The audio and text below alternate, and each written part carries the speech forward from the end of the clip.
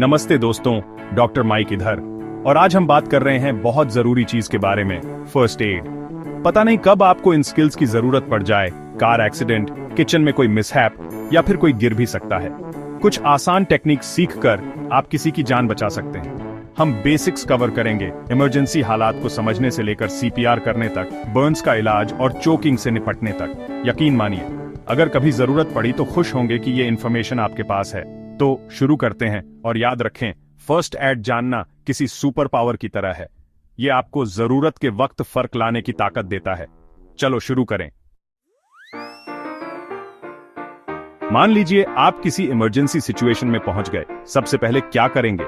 भागने से पहले थोड़ा रुककर सिचुएशन समझें। क्या आपके लिए वहां जाना सेफ है? क्या कोई खतरा है, जैसे ट्रैफिक, आग या गिरता हुआ मलबा? आपकी सेफ्टी सबसे जरूरी है। याद रखें, अगर आप खुद घायल हो गए तो किसी की मदद नहीं कर पाएंगे। क्या हुआ, इसके क्लूज ढूंढें। क्या कोई बाईस्टैंडर्स हैं जो आपको इंफॉर्मेशन दे सकें? क्या घायल व्यक्ति होश में है? जल्दी से आसपास के हैजर्ड्स देखें और हो सके तो उन्हें कम करने के स्टेप्स लें। जैसे अगर केमिकल्स गिरे हैं तो पास न जाएं। तुरंत प्रोफेशनल हेल्प के लिए फोन करें। एक बार जब आप तय कर लें कि पास जाना सेफ है, तो आप मदद शुरू कर सकते हैं। सीपीआर यानी कार्डियोपल्मोनरी रिससिटेशन जान बचा सकता है जब किसी का दिल धड़कना बंद कर देता है। इसमें ब्लड फ्लो और ऑक्सीजन सर्कुलेशन बनाए रखना जरूरी है। सबसे पहले व्यक्ति को किसी सख्त जगह पर पीठ के बल लिटाएं। उनके बगल में घुटनों के बल बैठें और उनकी छाती के बीच का पॉइंट ढूंढें, निपल्स के बीच में। एक हाथ की हथेली छाती के बीच में रखें और दूसरे हाथ की उंगलियां उसमें फंसा लें। बाजू सीधे रखें और अपने शरीर के वजन से छाती को कम से कम 2 इंच नीचे दबाएं। 100 से 120 कंप्रेशंस प्रति मिनट की स्पीड से दबाएं। स्टेन अलाइव गाने के बीट के बारे में सोचें। आपको उसी रिदम में करना है। चेस्ट कंप्रेशंस तब तक करते रहें जब तक प्रोफेशनल हेल्प ना आ जाए या व्यक्ति में जान के लक्षण न दिखें, जैसे सांस लेना या हलचल। Chapter 3, treating Burns, cool it down.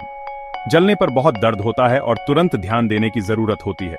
सबसे पहला स्टेप है जले हुए हिस्से को ठंडा करना। अगर हल्का जला है तो उसे 10-20 मिनट तक ठंडे पानी के नीचे रखें।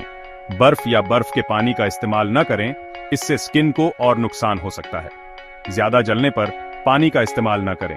इसके बजाय जले हुए हिस्से को किसी स्टेरिल ड्रेसिंग या साफ कपड़े से ढक दें ताकि उसे और नुकसान से बचाया जा सके। जले पर कभी भी मक्खन, तेल या कोई घरेलू नुस्खा न लगाएं, क्योंकि ये गर्मी को अंदर रोक सकते हैं और ज्यादा नुकसान पहुंचा सकते हैं। तुरंत मेडिकल हेल्प लें, खासकर अगर जलन ज्यादा है, ज्यादा जगह पर है या चेहरे, हाथों, पैरों या गुप्तांगों पर है।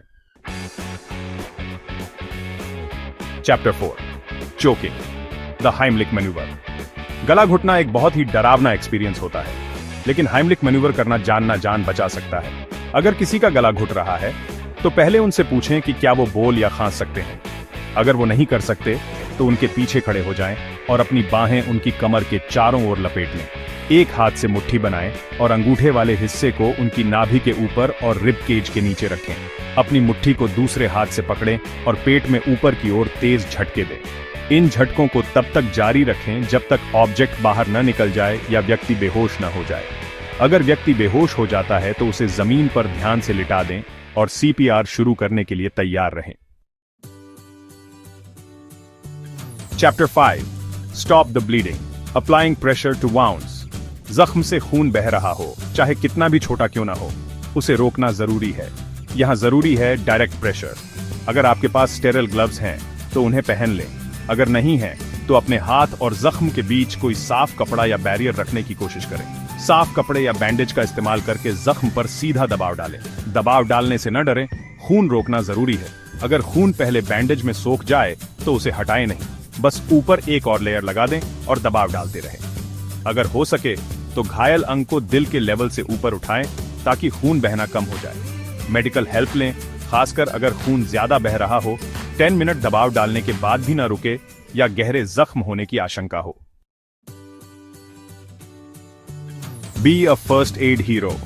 हमारे फर्स्ट एड बेसिक्स के लिए बस इतना ही। याद रखें, ये सिंपल स्किल्स किसी इमरजेंसी में बहुत बड़ा फर्क ला सकते हैं। हमने सीन को असेस करना, सीपीआर करना, बर्न्स का इलाज, चोकिंग से निपटना और खून बहते जख्मों को मैनेज करना सीखा। क्या करना है, ये जानने से आपको स्ट्रेसफुल सिचुएशन में शांत रहने और कंट्रोल करने में मदद मिल सकती है। लेकिन याद रखें, ये वीडियो बस एक स्टार्टिंग पॉइंट है। इन स्किल्स को और ज्यादा गहराई से सीखने और प्रैक्टिस करने के लिए एक सर्टिफाइड फर्स्ट एड कोर्स करें। आपको जरूरी कॉन्फिडेंस मिलेगा और आप इमरजेंसी से निपटने के लिए और भी तैयार होंगे। देखने के लिए धन्यवाद और लाइफ सेविंग टिप्स के लिए लाइक, शेयर और सब्सक्राइब करना न भूलें।